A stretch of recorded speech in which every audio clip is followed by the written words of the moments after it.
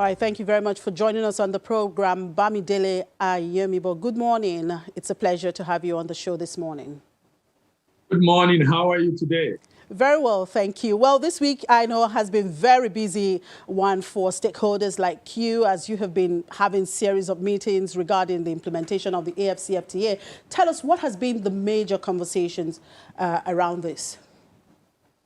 What has been happening is the putting together of the processes that will enable individuals in Nigeria to be able to obtain the certificate of origin, which is a critical document that makes your product eligible for export under the AFCFTA. In addition to that, also we have we're also expecting the release of the tariff schedule negotiated by the Nigerian government that will be able, and the one for other countries to be able to know in Nigeria what are the products that will be on the sensitive list, non-sensitive list, and also the exclusive list. And also we expect a lot of sensitization to begin to come on now. I know National Action Committee is working a lot to make that happen in the coming days. Okay. The Nigerian Customs Service on Tuesday announced the mandatory guideline to what would ensure the smooth implementation of the AFCFTA. One of such is the need for each member country to have a representative in the Continental Chamber of Commerce. How important is this as a guideline, and how would this help in proper implementation of the deal? I think it's a very important point that Nigerian Customs made. Like I said, each country have the negotiated tariff schedule, which will determine what can come in, what is under sensitive, exclusive, and non-sensitive, and having every representative in that country providing information for each of the tariff schedule and information about their country, I think is important.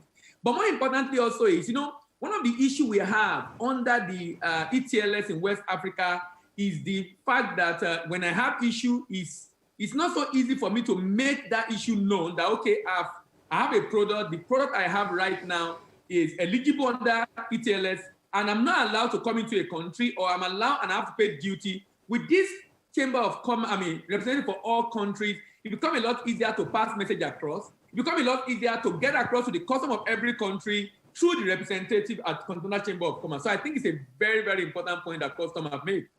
Yeah, you talked about the tariffs. Of course, the Nigerian Customs Service indicated that they are still awaiting the clear directive concerning that for all goods covered by the AFCFTA. Now, does this bother you at this time, considering that we have been on this AFCFTA matter for such a long time, and up till now we are yet to be clear on the tariff? Does it bother you?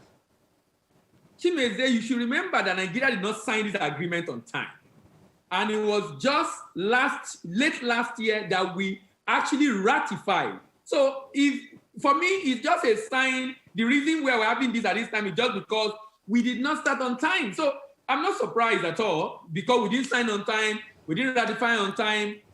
If AFCFTA had started July 1, like was planned last year, we would not have been able to be part of it, because we delayed till December before we ratify. So I'm not surprised. I'm concerned because we're not able to start on time, but I'm not surprised because we did not sign and ratify on time. So I expect that. In fact, I was talking to someone, I said, in my opinion, I'm not sure we'll be able to do any shipment under AFCFTA. Probably, I'm looking at maybe third month of the first quarter. That's sometimes in March. Because when the certificate of origin detail, how to obtain is out, then each person will apply, and they have to go through a process for those products to be eligible for export under AFCFTA. So maybe that will be done for the whole of February, so we can begin to see shipment from the month of March. Okay, looking at preparedness now, are you confident the Nigerian Customs Service is prepared to fully deploy its service at short notice? I don't think so. It's a civil service, it's the bureaucratic process. I don't think so. I think Nigerian Customs Service needs to really step up their game. The challenge I have with a number of our agencies is they are not business-like in the way they handle their issues. For example, at the port, we have delay. We have a truck being delayed. Truck are unable to enter on time. Goods are being delayed. The new process of CBN has made them to have some backlog. And someone will still not be available when it's supposed to be available. Someone will still close at the right time. They are not having to work overnight or do shift to be able to clear the backlog. So I'm not sure. I think there should be a lot of reorientation in custom to really do that job of trade facilitation, which is one of their primary objectives. Now, another issue that the Nigerian Customs raised, of course, is the issue of the duties and charges, and they're saying they're still awaiting, the National Committee on the list of duties and charges waived for liberalized goods under this deal, as well as the list of 90% liberalized national trade offers.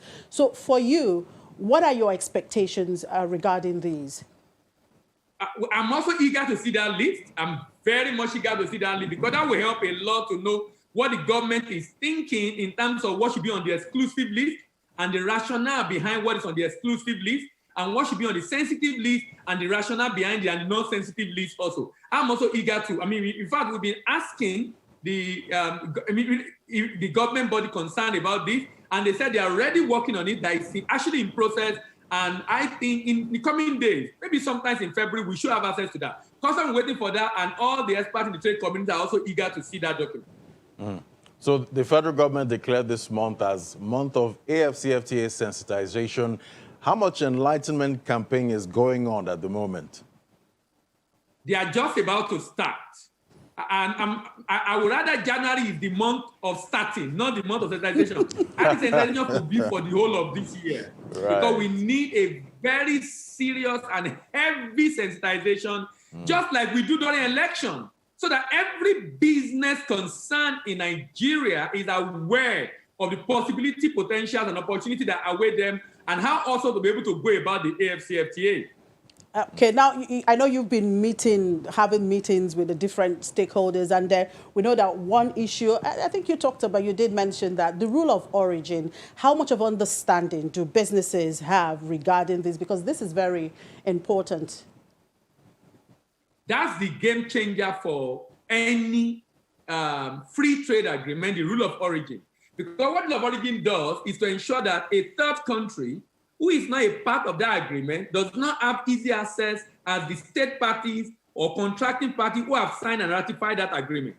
In the case of AFCFTA, just like any other agreement, you typically will have the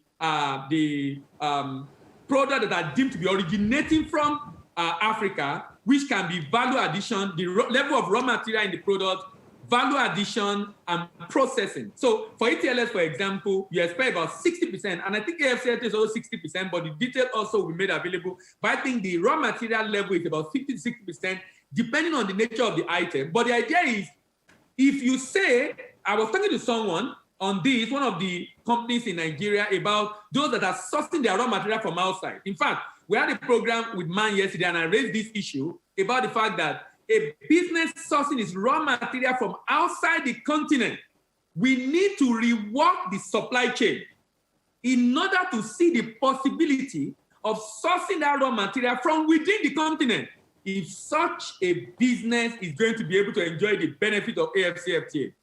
Because when you source raw material from within the continent, that product, and it's about 60% or even 70%, that product can be deemed to be originated from Africa. So also processing that will change the tariff heading of a product such that you are bringing in a product, by the time you finish processing, maybe the product coming as a concentrate, now it's a juice. So the tariff heading of the product have changed. Such a product also, because of the process that I've done, is deemed to be originating product. So also for value addition. Value addition that increase the value of that product from a particular amount to another amount. In ETLS to be about 30% in increase in value. That's also deemed to. But the idea of it is that you are substantially processing, producing, adding value to that product on the African continent to be able to enjoy the benefit of AFCFTA, which is to be able to ensure that we create jobs and wealth on the African continent. Okay, the Nigerian Office for Trade Negotiations, in its guidelines for export to AFCFTA countries, noted that the Nigerian Customs Service will be the issuer of the AFCFTA Certificate of Origin. Do you have any concerns on this? Now, I'm very concerned about that. Very, very concerned about that. even though the statement says ratified by. Now, there's a concern about what NOTN issued. And I'm hoping in the coming days, National Committee, together with Ministry of Commerce, will come out to tell us how exactly it's going to work. For me, when I saw that document, to me, it looked a little bit simplistic, and it doesn't look as if it's going to work. Because currently, under ETLS, you need to apply, and the application will be reviewed, and then there is a committee that will visit to ascertain what you have said. The way that document is like, I will just apply and get the document, and then I will go and get it. There should be a committee that will ascertain that if I claim this product is from Nigeria, it's only Nigeria, they will come and see the factory. They will come and check to be sure indeed that is the situation. So maybe at the end of the day, the document will now be issued by Customs after a private a body have reviewed it, which include public and private, so it can be a bit business-like. And I am also recommending that such applications should be online. Currently, under ETLS, people have complained about the fact that they apply for such, even though it's supposed to be free, they are paying for it because of, understand the issue of corruption in Nigeria. But in this case, the committee meets that time about twice, once in a quarter or once in 2 months. I think under AFCFTA, the committee should be meeting every week because there will be a lot of application, and the committee should not just be centralized. It should be in every zone of the country. But maybe the document will be issued centrally. But we should have a committee that will be able to be in every zone so that it will be easier to assess the factory and be able to get this document out. But leaving it alone in the heart of custom, I think will not be nice at all. We know already what issue many people have with custom on the import side. They can be alone in charge. I think it's going to be a public-private partnership in which there will be Ministry of Commerce, Industry and Investment, Ministry of Trade and Investment. Then, of course, the Nigerian Promotion Council should be part of that committee, and a number of other stakeholders like NACIMA, LCCI, and the like. All right, it's a sensitization month. That's what the federal government said. Yeah. So we'll continue to talk about that. Thank you very much, Mr. Bamidele. Thank you. Trade expert. Thank you for having me. Commodities market update is next.